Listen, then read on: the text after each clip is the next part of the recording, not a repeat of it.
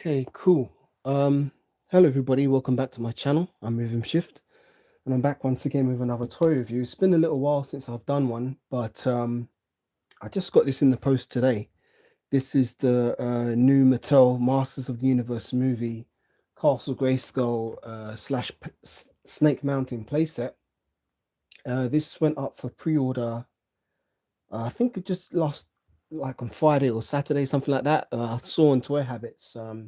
They announced that this was coming out, and I happened to be going through Amazon, and I saw it on there. So I thought, you know what, let me just pre-order it and see what happens. Well, it just arrived today.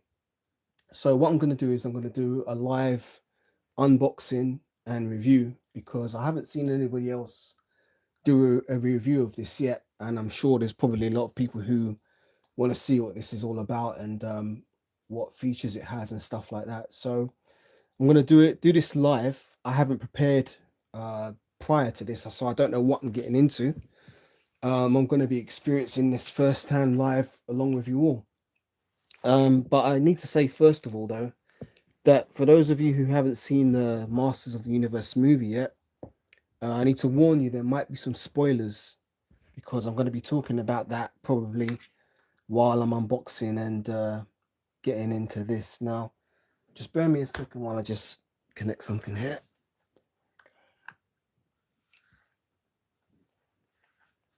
Yeah, that's connected. Okay, cool.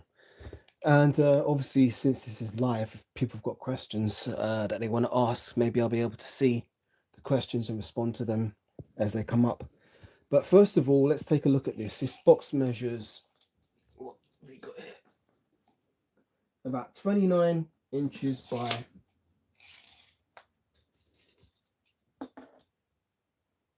16 inches high, 29 inches wide, and about 6.5 inches deep. And it comes in one of these typical Mattel brown shipper boxes, which is when I got my Castle Grayskull from Origins, it came in one of these too. And I've also got some playsets here which I've yet to open because I've been very busy and trying to organize my space so that when I do open these playsets, I can actually set them up and not have to keep taking them down. I've still got my Eternia, which I haven't set up yet, but that's something to look forward to. This is the Fight Zone box, the Origins Fight Zone. As you can see, it's a bit taller and shorter. And I've also got the Snake Mountain box over there too for Origins, which I haven't yet opened. It's similar in size and shape to the Snake Mountain box. Let me just do this for comparison.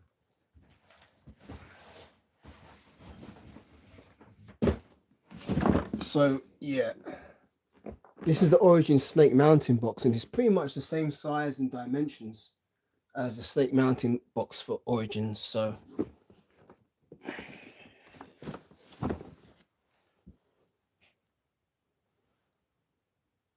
yeah, there we go. That's fine. So let's just put this out of the way.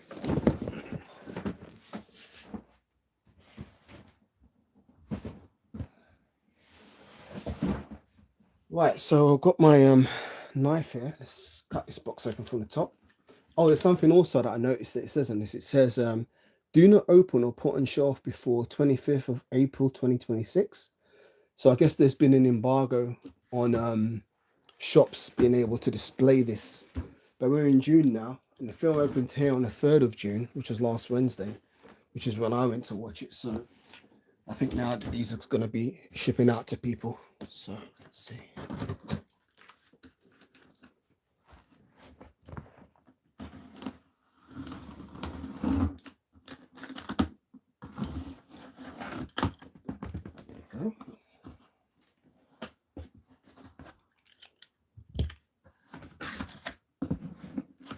There we go. Right.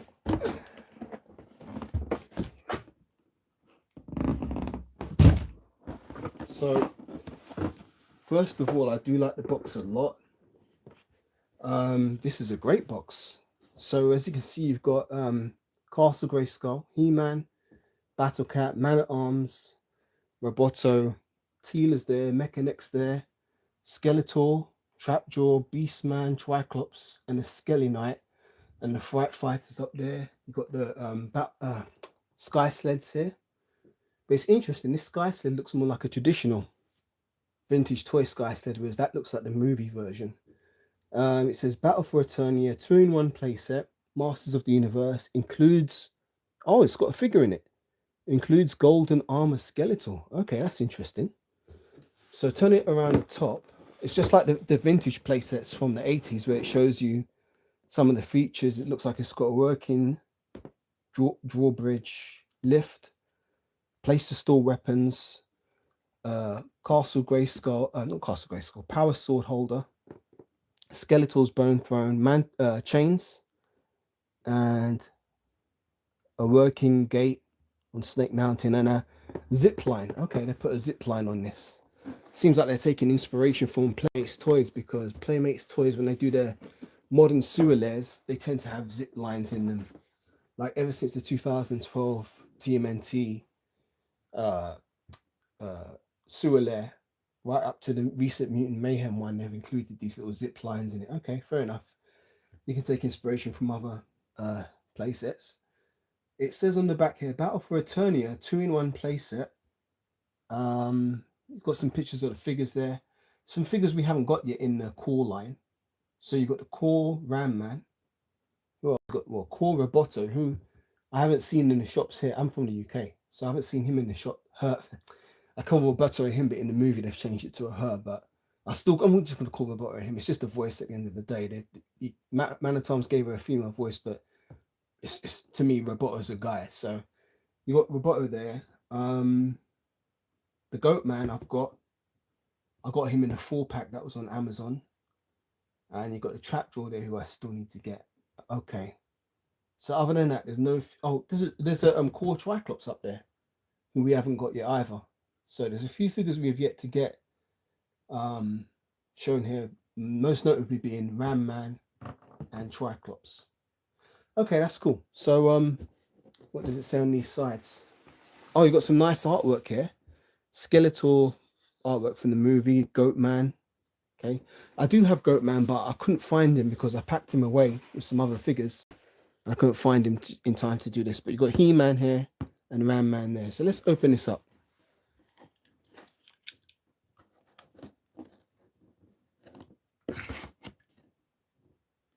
I'm going to be keeping this box because I like the artwork a lot. Mattel didn't disappoint on that front. I mean, the tradition of great box art for Masters of the Universe goes right back to the original line from 1980. Came out 1981, didn't it? And ever since the beginning, it's always had fantastic artwork. So let's open this up. Okay, looks good. So pulling this out, what have we got here?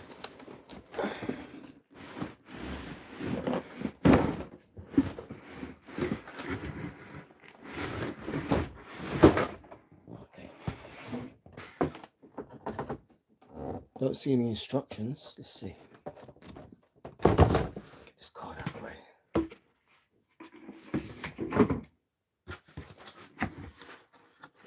Okay, there's some instructions there.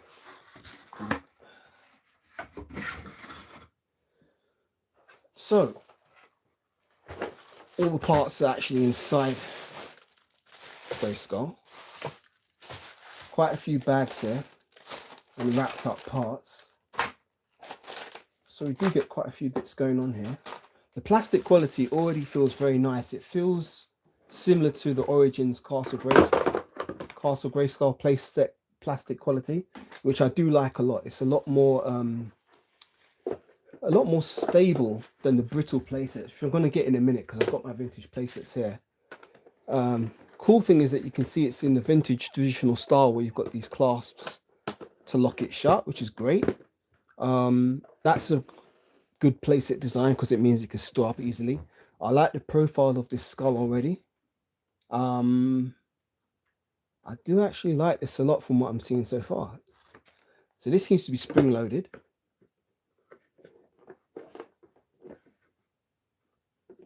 Doesn't seem to stay in place. Maybe there's something I need to do to get that to stay in place.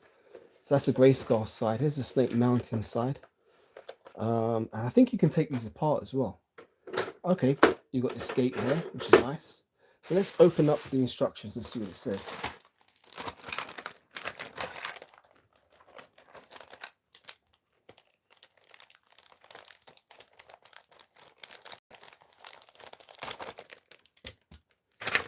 For those of you who are wondering how much this was, it was, I think, £88 on Amazon. So depending on where you're from, you have to do the currency conversion. But this actually works out cheaper than like the new version of Castle Grayskull, which has been redone in different colors and with that playmat.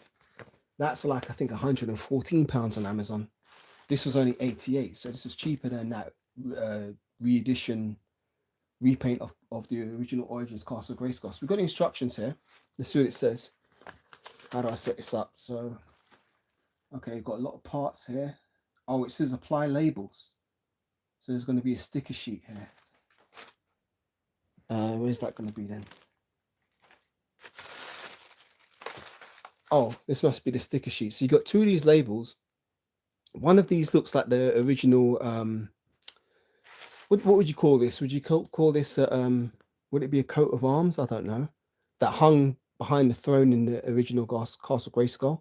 Seems like that's for that. This seems to be some sort of maybe window or viewing screen for Snake Mountain. So there's only two labels here. So it's not that much. I'm not going to apply them just yet because I want to apply them properly, and I'm going to take my time doing that. Let me see what else I can set up. So we've got, oh, this is interesting. I don't know what the hell this is. This has 3 snakes on it, and they seem to be movable. This is cool, man. I like this. I mean, the sculpt is really nice. It's a very basic color. I mean, it's just a plastic with a slight airbrushing of very faint gold over these snakes. Like, so there's not much painting on it, but the sculpt itself is fantastic. This looks really cool. I don't know what it is, but we'll find out. This looks like a ledge.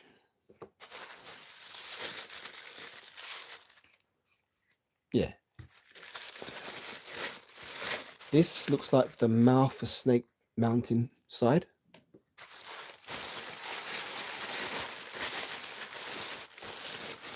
All right, this is interesting. Another one of these snake contraptions.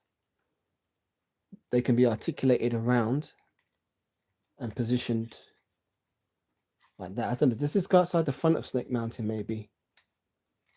I don't know. We'll find out soon. This seems like Skeletor's bone throne.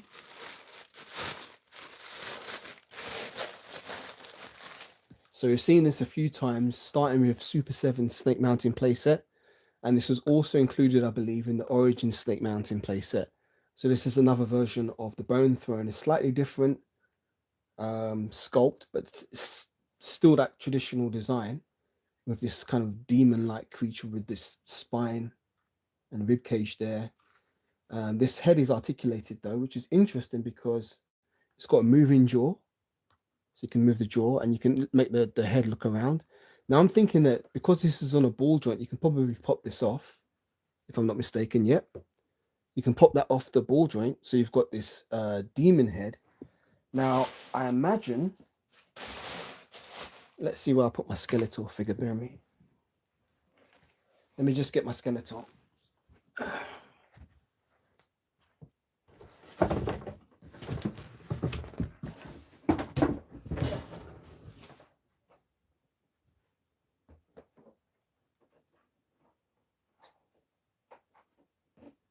There we go. So I bought a few figures so we can have a look at how this scales with other figures too. But this is the movie Coraline Skeletor figure here. I imagine we can pop his head off and you can put this head on. And I'm right, you can. So you can have this demon-like dude, the bone throne with this articulated skull and enormous horns. You can pretty much have a, like, I don't know if you want to call this a demonically infused Skeletor, Castle Grayskull, Power of the Universe infused Skeletor. That looks pretty damn cool, man. That is really cool. You know what? I'm only a few minutes into opening this playset and I'm already thoroughly uh, pleased with my purchase. I mean, I'm a huge Masters of the Universe fan anyway. I have been ever since I was a little baby. I was actually born in the same year that this toy line came out, which is 1981. So all my life I've been a huge Masters of the Universe fan, and it's never stopped. You know, my love for this property, this toy line, has never stopped. Even when the toy line stopped in 1987, the original toy line ended. I was brokenhearted because Eternia was my world. That was my place that I'd go to, which was, nobody else really knew about it because a lot of my friends were very fickle in terms of their interests. Like one minute they'd be into, I don't know, Transformers. 2 weeks later they're into something else, maybe Mask or Thundercats, and then they're into something else. They never really stayed with things. But me, when I love something, I tend to stay with it, which is why for for nearly 45 years, I've stayed with Masters of the Universe. I mean, don't get me wrong, I love other toys. I collect all kinds of other toy lines. But Masters of the Universe was always my first love. Like I do enjoy Star Wars. I do enjoy Teenage Mutant Ninja Turtles, Transformers, Ghostbusters, G.I. Joe, Thundercats. I like all that stuff. But for me, Masters of the Universe was always and will always be my first love. And when the toy line ended in 1987, I was brokenhearted, and it just so happened that that's when Playmates were producing their TMNT toys, and that's what pretty much I transitioned from Motu into TMNT because there was nothing else, and TMNT filled that gap very well. But deep down in my heart, I always wish I could go back to the world of Eternia, um, which I did in 2010. No, 2000, end of 2008, when they announced the Masters of the Universe Classics line. Boy, I was all over that like a white on rice, as they say. From the minute that came out, boom. And I've still got my classic figures just over here in this cabinet over here. Now this is an awesome figure. I've just opened this and we've got a new Skeletor, which has golden, what would you call these wrist guards? Golden harness around his waist, and golden boots and dark skin, pretty much black skin, but his face is painted really well, just like this. The individual core Skeletor had a great painted face. The one that came in the 4-pack didn't really have much of a wash on his face, but they've given this one a wash, and as you can see, if I put it to the screen here, that looks really cool, the wash they've given it. And I just think this looks like a fucking awesome Skeletor, like with the gold armor. So this could be um like in the 87 movie when Skeletor gets the power of the universe and becomes a god. You know, you could have this as your god Skeletor, and he even gets a better Havoc staff. Check this out. So the original core line Havoc staff is a white bone head with these blue like jewel eyes and painted ram's horns. But this one comes with a golden head, red eyes, and purple horns and a purple handle. This just looks fantastic, man. It's like, whoa, bravo, Mattel. uh, I'm very, very happy with this. So you got this Skeletor, and he's got a soft goods cape, like the Skeletor that came in the core 4-pack with He-Man, Man at Arms, Skeletor, and Goatman. Had this soft goods cape, which I prefer because it makes it easier for him to sit on Panther or to ride a Roton or any of the other vintage vehicles. Like, for example, if you want to put him in Spider, you can do it quite easily with this cape. And it's got some nice damage at the bottom where it looks like it's frayed and got holes in it. Really, really nice. This is a wicked Skeletor, man. And quality-wise, the joints are all nice and tight. It feels solid, really, really solid. So that's a Skeletor. Very nice. We've got some other weapons here. Now, we've seen these style before, but I think it's a new sculpt, like this mace, which came with the original Castle Grayskull playset. Also came with Mossman in the vintage line. Who else had this mace? Clawful. But Clawful's one had a little how do you call it, strap on it, so you could put his little pincer hand in there. It never worked very well. The Clawful also had a vintage style of this mace. The reason why I say this is a different sculpt is because this actually has texture on the handle. A good example of what I mean of texture on the handle is if I show you this.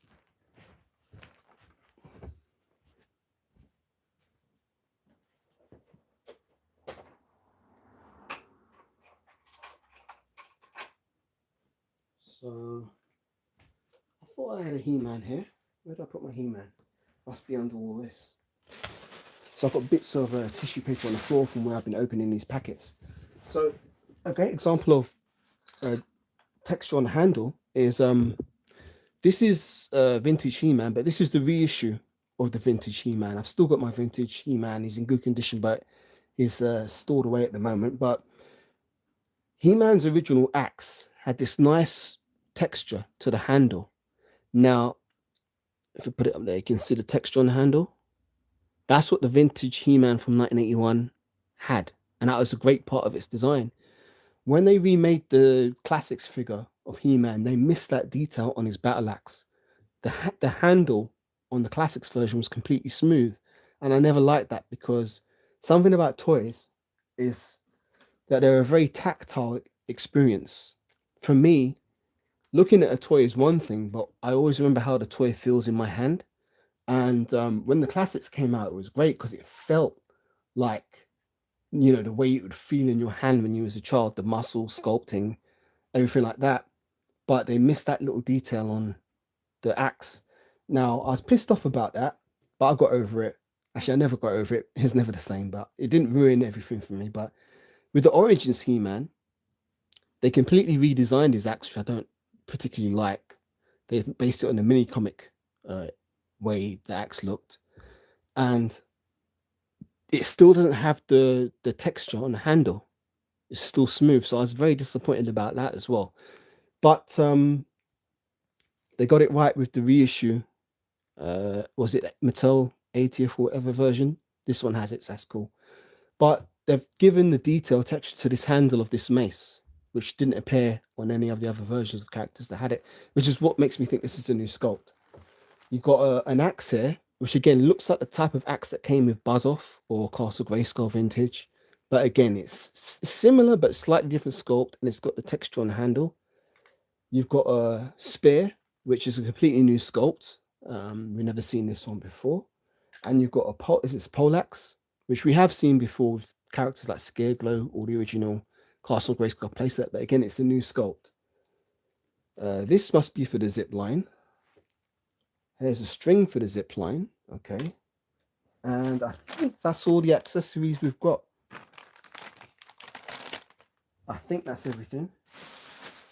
So let me just check these instructions to see if that is the case. Bear me a second while I just change something here.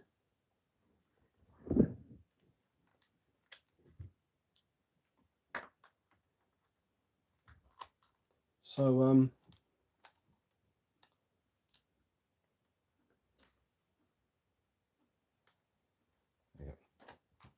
So yeah, my cat wants to come to say hello.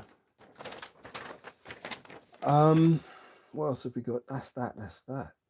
I'm just checking the checklist of things that I should have in this set. Seems like I've got everything. So let's see how it goes for assembly. There's no real words. It just shows you images and diagrams of what slots together. So we'll have to put this together. Bear with me while I concentrate for a second. Actually, while I'm doing this, let me talk about the movie because, you know, Masters of the Universe, I was there in 87, opening day, when that movie came out. And I can't tell you how much I was looking forward to it because I'd seen Rocky 4 and obviously I saw Ivan Drago. And when I heard he was playing He-Man, I was like, wow, that's like the perfect choice. Now, I wasn't really thinking about his voice acting or anything like that at the time. But when I went to the cinema to see the movie, it was such a disappointment because it wasn't He-Man. It's like he was He-Man in name, but not really in character. And the world of Eternia wasn't very well realized. And Skeletor was great though. I'll say Skeletor was great. Beastman to me looked too much like Grislaw. Evil Lynn, she was okay. But yeah, Skeletor was the only good thing about that 87 movie for me. I can still watch, compilation clips of Skeletor's quotes from that movie because I think Frank Langella played Skeletor the way I always imagined him to be in my head. That's the funny thing. Although I watched the Filmation cartoon uh, as often as I could as a child, Skeletor's voice never sat right with me. There's something. And I'm just working out these instructions while I'm talking here. I'm trying to work out how this actually works. Oh, there we go. There's a slot. So this slots into here. Bear with me while I line up these grooves. Yeah, Skeletor's voice, Alan Oppenheimer, was too nasally and not very threatening. The way Skeletor's voice should have been, I think, in the 87 not 87, in the 83 Filmation cartoon, was if you see the there was a one of the first adverts for the toy line, which had an animation by Filmation of He-Man, Manitons, Battlecat, and Teela racing to Castle Grayskull, and Skeletor and Beastman and Merman are already inside. And there's a part where He-Man falls down a hole and Teela throws a spear and he catches it. The way Skeletor's voice sounds in that cartoon is awesome. In that little advert is awesome. I know a lot of people love Alan Oppenheimer's rendition, but to me, it was not. It didn't really fit the character when I was a child that I felt. But when the 87 movie came out, boy, that Skeletor was awesome, man. I was actually scared when he first walks in and he's slamming the Havoc staff on the floor. Man, he just a very commanding presence. And yeah, that was one of the best things about the 87 movie, Frank Langella's Skeletor. Other than that, there's not much else I can say positive about it. I'm very disappointed. No Battlecat, no Orko, no Trapjaw, no Triclops. Who else is missing? Pretty much everybody. No Ram Man, no Fisto, no Jitsu, no Webstore, no Cobra Khan. Nothing really. I mean, they gave us Blade, Gwildor, and Sword, but yeah, I don't see why Blade couldn't have been Triclops. I don't see why they had to kill Sword off so soon. Like, he was one of the better things about the movie, but he got taken out, which was, in fairness, it gave Skeletor more gravity. But I suppose that brings me on to this modern movie. As I said, I went to watch it on opening day, which was last Wednesday. And for the most part, it's what I would expect a mainstream Masters of the Universe to be. In my mind, I think the score was wrong. When I talk about score, I'm talking about music, because I think it should have had orchestral music. Because when I think of Masters of the Universe, I don't see it as a joke. When I say a joke, I mean, I don't see it as, like, the way I see Masters of the Universe is the way I saw it on the box arts. Like, the box art for Castle Grayskull, Fortress of Mystery and Power for He-Man and his foes, where Skeletor's standing at the mouth of Grayskull, and you've got He-Man, Zodak, Teela, Man-at-Arms, Merman, and Beastman on the cliff looking down at them. That's a oil painting.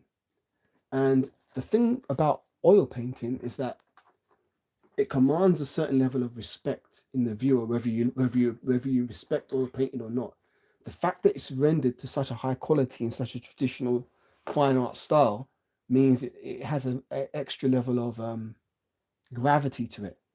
And then you look at Snake Mountain's box art, or Fright Zone's box art, or any of the other playsets like Battle Bones, Slime Pit, Road Ripper, Spider, or any of those boxes where they had those old oil paintings. Was it by Rudy Obero and William George? When you looked at them, it looks serious.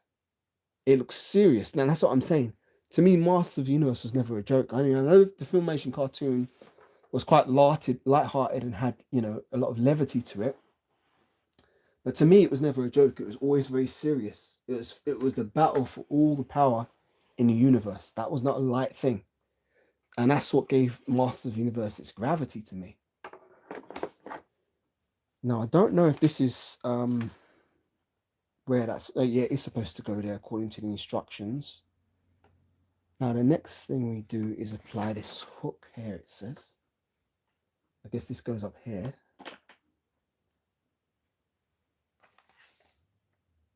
There should be a ledge. Oh, there's a hook on sledge. Right. Okay, that's that. I guess this is what they'll use to slide down it. Okay. So I'm just checking instructions here to see if there's anything else I'm missing. Right, so if we turn this around, this is supposed to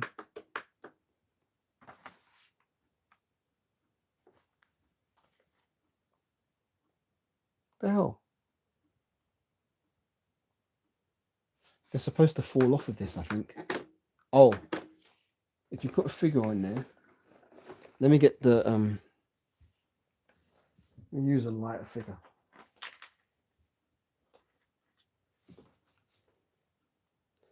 Apparently, if you put a figure here and you go like this, it's supposed to flip them up. Not the greatest of play features, but it's in the instructions. I think that's what it says to do. And this goes up and down. Oh, right. That's how it triggers.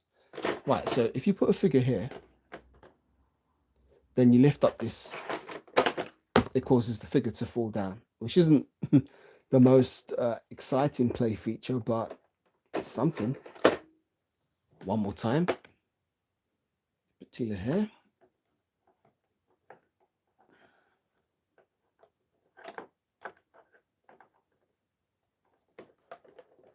There we go. Put her there, and you lift up this gate, causes this to flip, and she'll fall down. Okay, cool. Basic, but it is what it is. Turning this around, we've got, there should be especially a place to store these weapons. I can't see it. Oh, this is cool. Let's check this out. So we've got some chains on here, which is like the original snake mountain. However, the original snake mountain, those chains always used to break. I managed to repair mine recently using some Lego chains, and it works quite well now. But okay, so you can chain a victim up there, and there's actually peg holes, so you can stick their peg holes in there, so they're not going to fall down, but they can be a prisoner. Okay, great.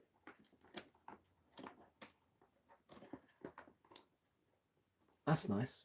Cool. What else have we got going on? There should be a place to store the weapons. See where the sticker goes there. Yeah, the stickers won't be too hard to apply. It's just 2. Oh, turning this around. What else have we got? Okay, there's a zip hook. Okay, let's get He-Man. He-Man. Oh, he's over there.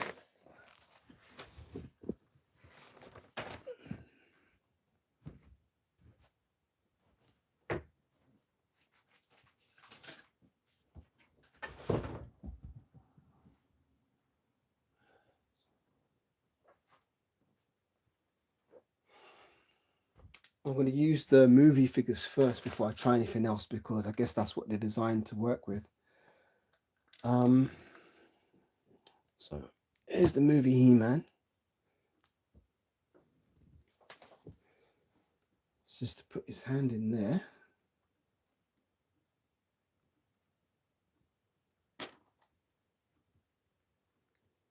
It's a bit tight though. I wonder if you actually have to take the hand out the wrist to fit it on. It does seem a bit tight. No, it does work. You've got to put the thumb through the hole in the middle, and then it'll clip on. Okay. So, forgive me, my leg's gone to sleep because I'm sitting in an awkward position. So, if you put him here, there's not much clearance from like the throne. The throne's going to get in the way if you have him swinging from that position there. So let's see if I can try that again. Move this throne out of the way.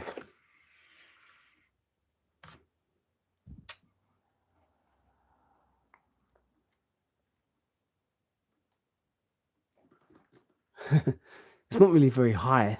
Like his feet are touching the floor, so that doesn't really work too great. It should actually have something higher, but maybe I can attach this to my Eternia and use that. So that could be something to use another time. Maybe get a longer thread and hang it off with Eternia. That would be cool. So what else we got here? Other features. So that's that. Let's see how this drawbridge works. So if I close it, it doesn't stay closed. I don't know why. What's going on with this?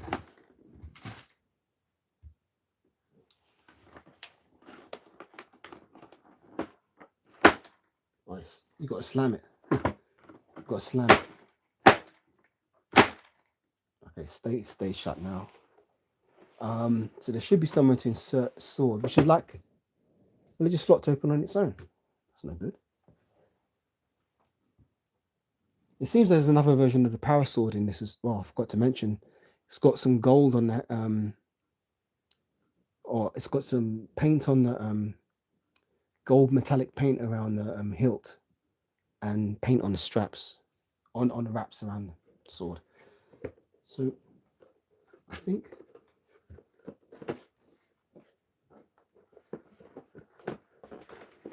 maybe this is. Oh, there we go. There's a button there. There's a button behind the drawbridge to release it, but is there somewhere you can insert the sword? Yes, there is. So let's get this sword in here. Nah, this is just. Seems like I might have to angle with this. The clip isn't holding it in place.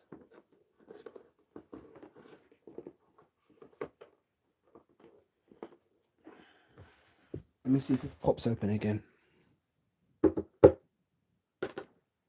Okay, it seems to be okay now. So if we insert the sword, well, look, it's just popping open. That's not good.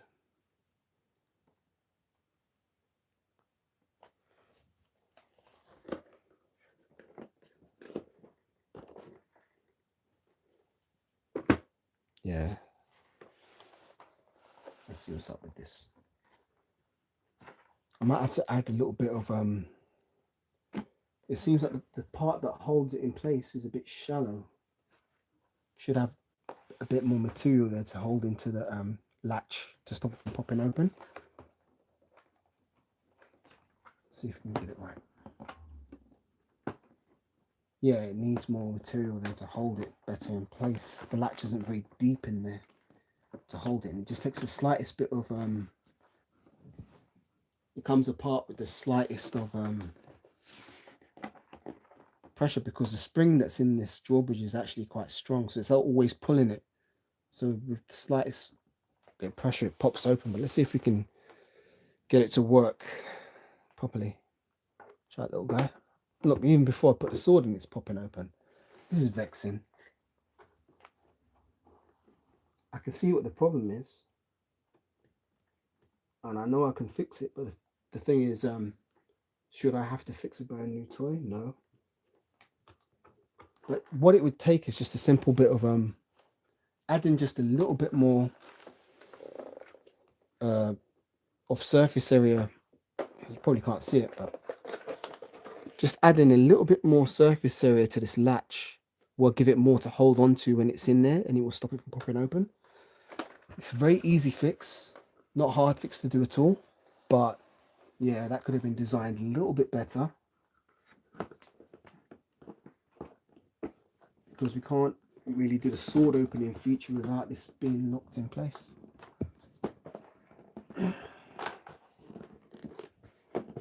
Let's try it now. There we go. So it does work when this sword's put in place. You can actually see the lever. I don't know if you can see it from where He-Man's in the way, but you can actually see the lever moving when you put the sword in and out. It's somewhere around here.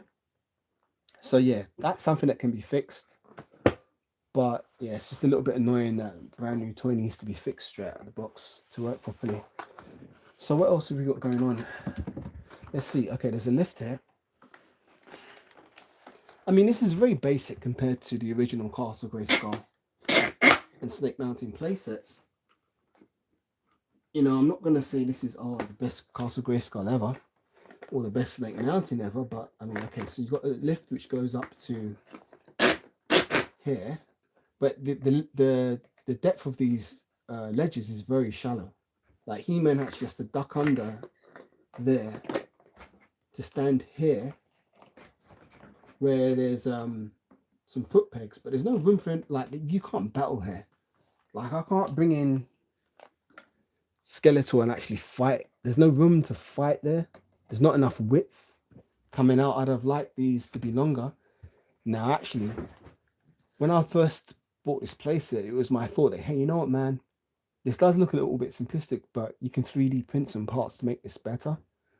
So that's actually my plan. I'm going to 3D print some parts to make this a bit more exciting. And I think one of the things I'll do is build a bigger ledge here, build more of a ledge here, so you can actually have some surface area for, battles here.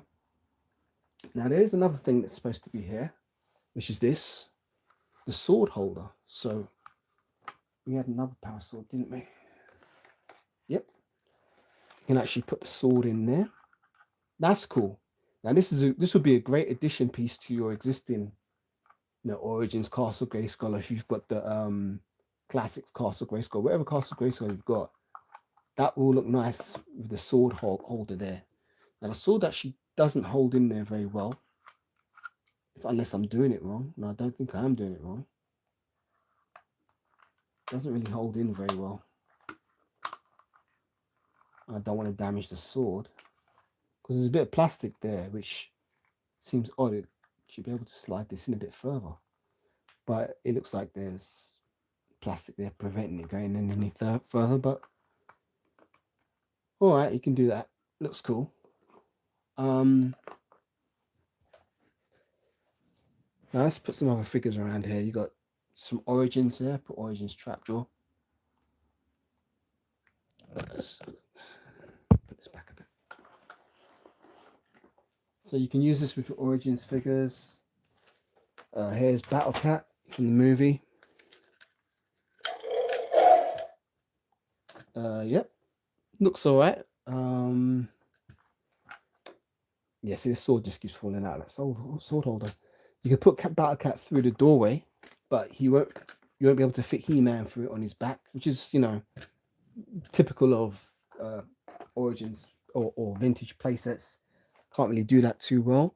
Here's another Origins figure. I've got my Origins Skeletor. So, you can use your Origins figures with this as well. Let's see the bone throne. I didn't make him sit down on it. Let's see how he sits. So the bone throne, let's start with this this new core figure first.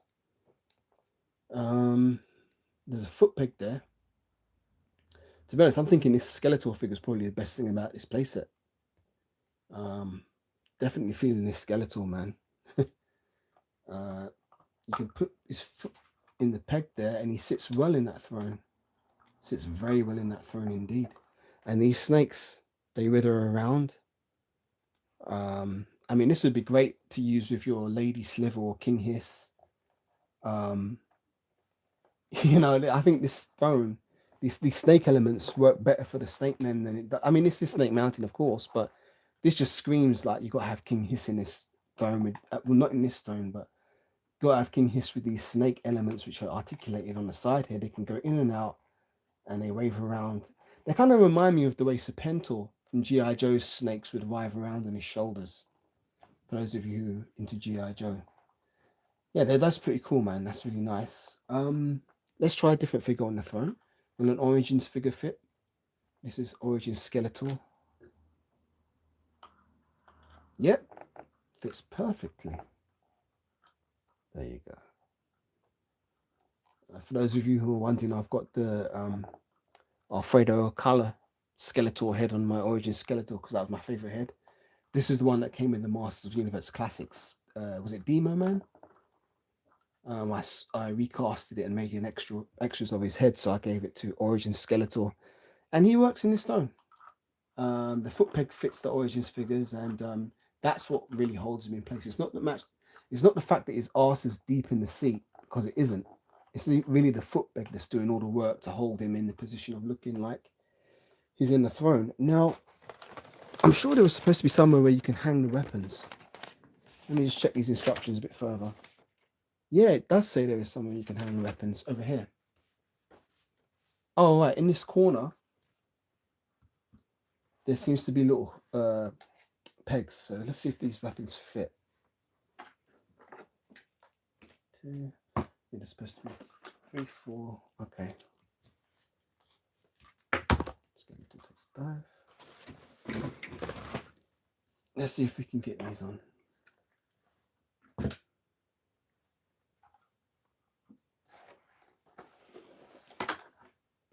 So, yeah, those fit in there nicely, actually.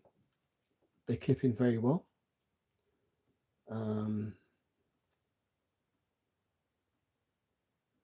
Yeah, they clip in very well. The soft plastic allows them to hold really well in there. So you can store the weapons on the inside here.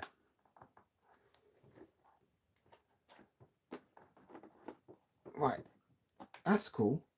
Now, the reason why I'm glad to have this set is because I actually like to have interacting worlds. In the Masters of Universe story I've got going on in my head, these are all different. There's different how do you say, different realities. So you've got vintage reality for He-Man, or one possibility, origins possibility, movie possibility, and these are all different worlds with similar characters but different outcomes in each. So I suppose it's what people in the modern day would call a multiverse, but I don't really like that term. And I was thinking of this long before the MCU did it. But basically, it's like you can have like origins trapjaw fighting filmation trapjaw or movie trapjaw. That's just what I've got going on in my head, and it's great because it means that characters can die, but you can still have other versions of the character in the story. So, for example, let's say you had a clash between He-Man and Skeletor, and Skeletor killed this He-Man. Okay, this He-Man's dead, but there's always Vintage who may or may not overcome Skeletor. You never know. Every time you reset the toys, it can be a different world, different possibility, different outcomes. And I love that, and I've always loved that about. I mean, that's why I enjoy playing with toys and still play with toys as an adult. I think I've gone through all the features of this. What I want to do is some comparisons. Wait me a second.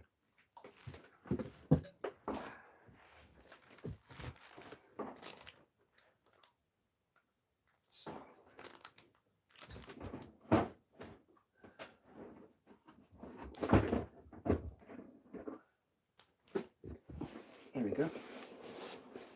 So I'm just getting some of my other play sets to compare them to.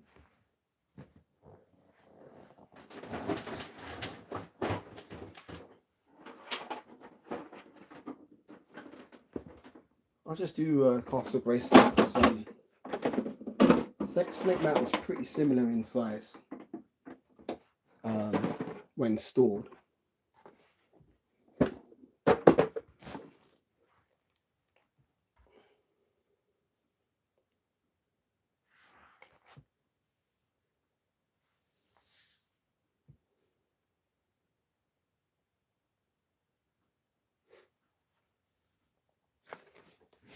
Right. Oh, there's something else I wanted to show as well. Before I do the castle size comparisons, let me do this.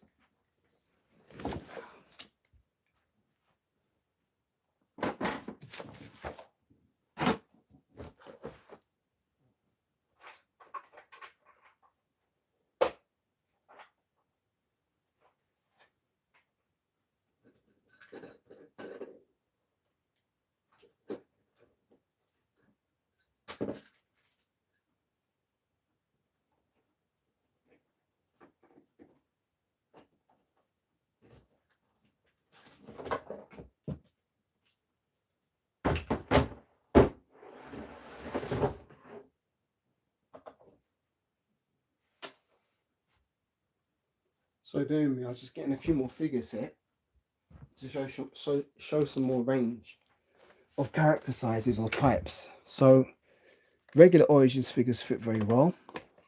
Did I have a cartoon collection? No, I had a vintage He-Man there. So we've done vintage, we've done Origins, we've done movie. What other types of figures do we have here? We've got this guy, pretty big. This is the 2000X cartoon Roboto. How does he scale? Will he fit through the door? I mean, you can't fit him through the door normally. You'd have to squeeze him through, but that can work. But on the inside, like, I think he'd be too big to fit on some of these ledges.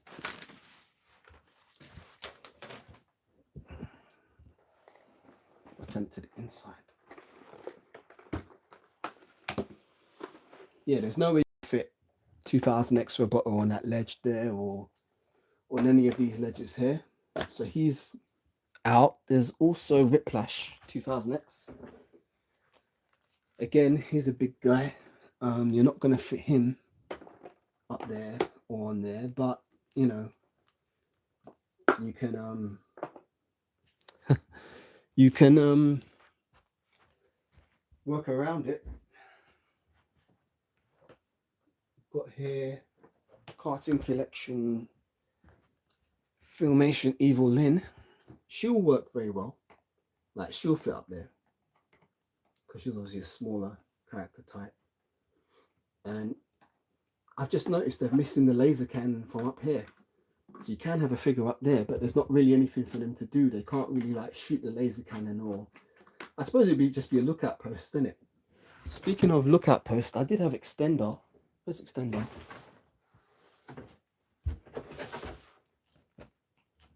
Yeah, again, a fully extended extender is not going to fit up here or there. But it would be great if you could have extender on the lookout though, because guys like him and Mechanic, when I was playing as a child, I'd always have him or Mechanic on lookout, you know. But I mean, it's kind of hard for him to stand up there because there's no foot peg. There's no foot peg up here, which is ridiculous because really you should be having a character on lookout and they can't be on lookout. So that's that. 2000X Merman is more of a standard body type. But again, it's going to be a tighter fit for him up there. You can just about squeeze him in or put him there. So, you know, it is compatible with other figures other than just the movie. But there definitely is, there could have been more play value to this on the inside. If a few different design choices were made, for example, giving us larger ledges, there could have been I mean, this has a lot of potential. You know, I'm not gonna for the price I paid for it, I'm happy with it because I'm into 3D printing and I can design and make additional parts to build this out better.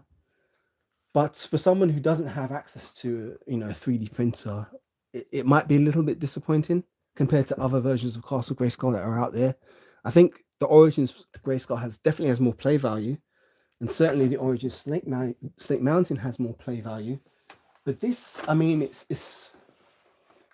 I'm into world building, and I like having this to flesh out the world of the movie universe. That's what I mean. Like, there's a movie universe, there's the cartoon universe, there's the mini comic universe. In my head, I've got all these different alternate realities of Eternia and Master of the Universe running in my head, and it's great to have different versions of them playing out and being able to interact with each other. So I think you're supposed to be able to separate this as well. It doesn't say it in the instructions, but I think you're supposed to be able to separate the two parts. Yes, you can. So you can. How do you do this? Let's check this.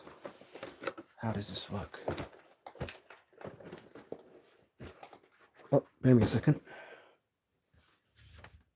Oh, I don't need to do that.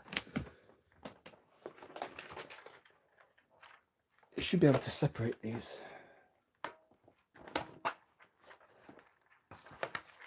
I can't see how to do it though. Bear me a second.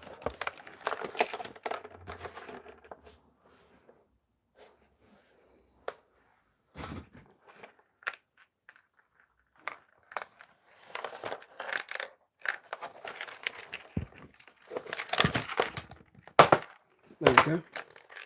Yes, you can separate both these parts. And again, for me, this is great because then you can set Snake Mountain and Castle Grayskull in different areas.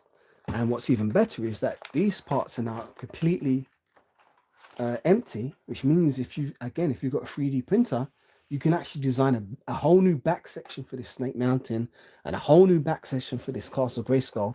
And you have two, you can make it close as a clamshell, and you'll have two new playsets for your Worlds of Eternia. So that is pretty damn cool. I'm really enjoying that. So let's put some beasts in there. Now that's another thing. I didn't finish talking about the movie. One problem I had with this recent movie for Master of the Universe is that, first of all, it spent too much time on Earth, which was unnecessary. We don't need to see Adam running around on Earth doing some shitty HR job. But it was a short part of the film, so that was, I could overlook that. But what I couldn't overlook is them making mockery of the characters' names. That was really annoying because most toy lines have characters with names that could be considered laughable. Just look at TMNT. You got names like Scumbag, Dirtbag, Metalhead, Leatherhead,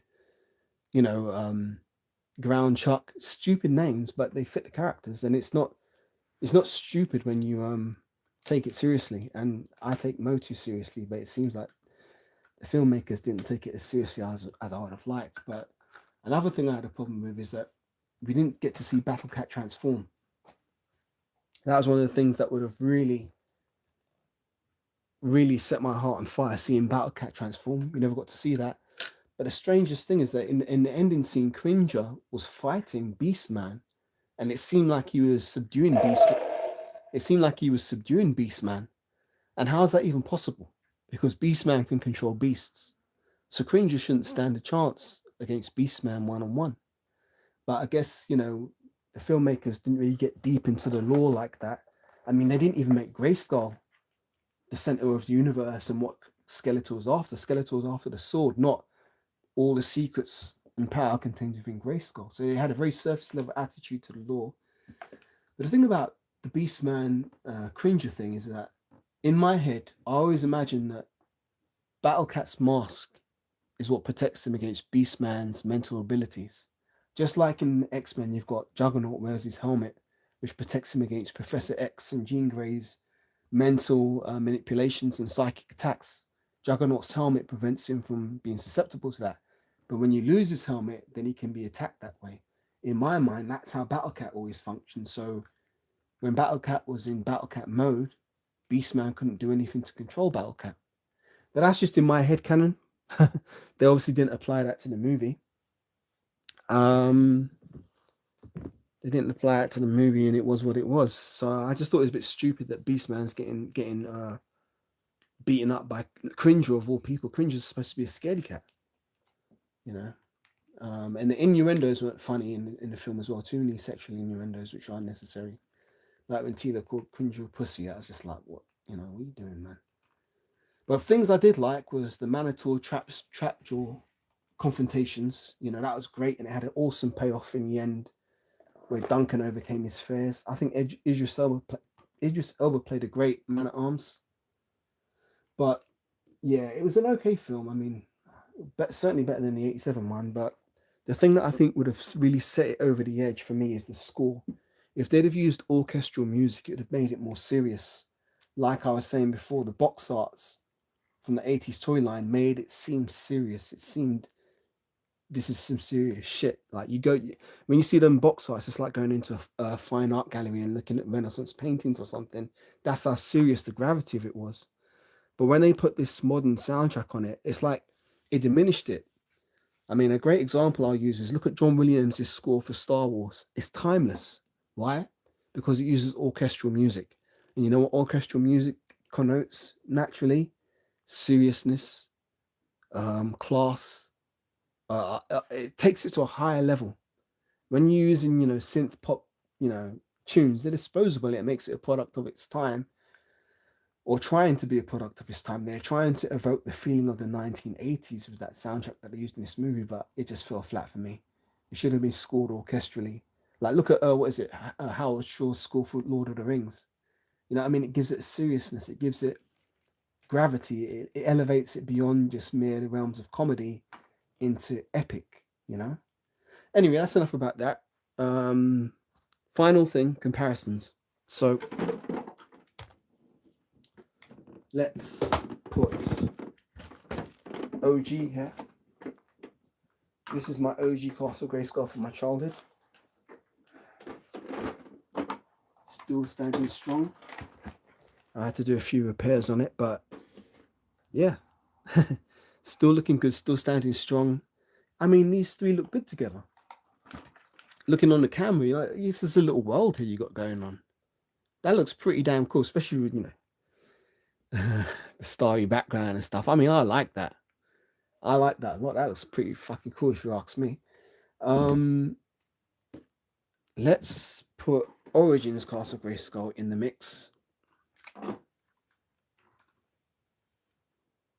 Not enough room on the table. I'm going to move one.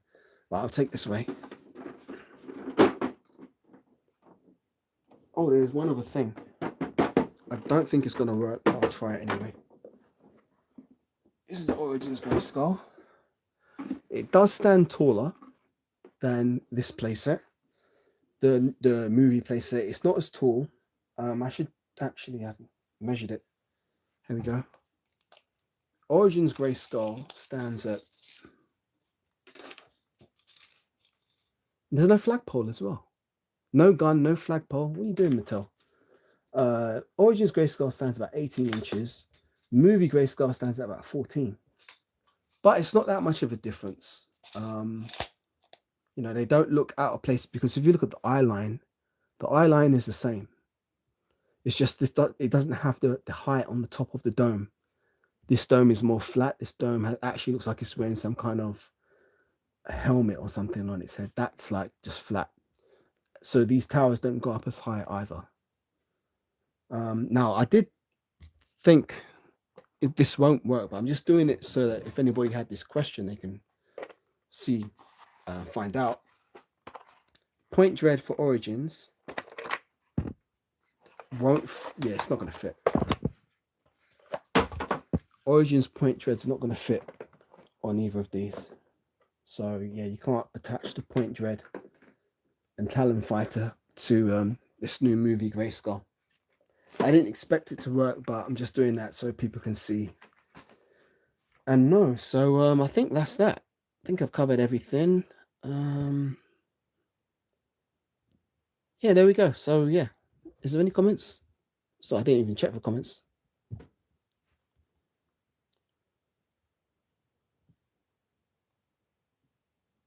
Yeah.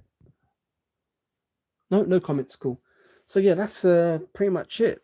On a scale of 1 to 10, I'd give this about 6.5 for what it is.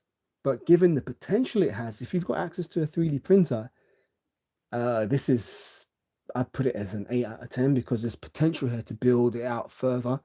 Like when I looked at those pictures on Instagram where they showed like the kind of mountainous terrain and the drawbridge leading up, the bridge leading up to the drawbridge of Grayskull, those are great diorama pieces that make this look fantastic. Well, guess what? If you have access to a 3D printer, you can create those type of parts for yourself and build your own little world out. And yeah, so I'm glad I've got it for £88. Yeah, I'm not disappointed at all. I think it was money well spent. And as I say, it's nice to have that potential for customizing in there. But for anybody who doesn't have access to those things and they're just getting it as is and intend to have it as is, it might be a little bit disappointing in terms of its play value. Display value is fine, but play value is kind of lacking. But it is kind of made up for it by the fact that you get this awesome skeletal figure. This is a great skeletal figure, man. I didn't even know this was included in the set, so that was a pleasant surprise. And the bone throne itself is a great display piece. I mean, I'm probably going to take this off and give this a skeletal. If I can even take it off. Okay, I'll give that to skeletal. I'll give this to King Hiss. Yeah, because you got the snakes there and everything. Yeah, so I'm happy with that part. Yeah, so that's that. That's gonna be wrap up the review. Let me tidy up at this place and get everything back on order. But yeah, I hope you found it interested, and I hope you found this review interesting, and it's helped you to make up your mind whether you want to purchase this movie Castle Grayskull / Snake Mountain play set for yourself. Again, yeah, it's definitely 6 out of 5 to 7 out of 10. But I'm just happy to be getting more play sets, because more play sets mean, greater photo opportunities, more worlds to explore, and I love that stuff, because play sets are kind of like a lost thing in today's toy world. So getting new play sets, I'm really happy for that. So yeah, hope you, for those of you who have seen the movie, I hope you enjoyed it. And I thought it was decent. There's just a few things that just bother me about it. Like, as I said, the soundtrack should have been orchestral, not so many jokes, and yeah, Cringer fucking up Beastman. That shouldn't be happening on any day of the week. But yeah, other than that, it was okay. Certainly better than the 87 film. But anyway, I'll leave it at that. Hopefully I'll be back with more toy reviews, because I've got a lot more toys to talk about and stuff. So I'll probably catch you then. Take care for now.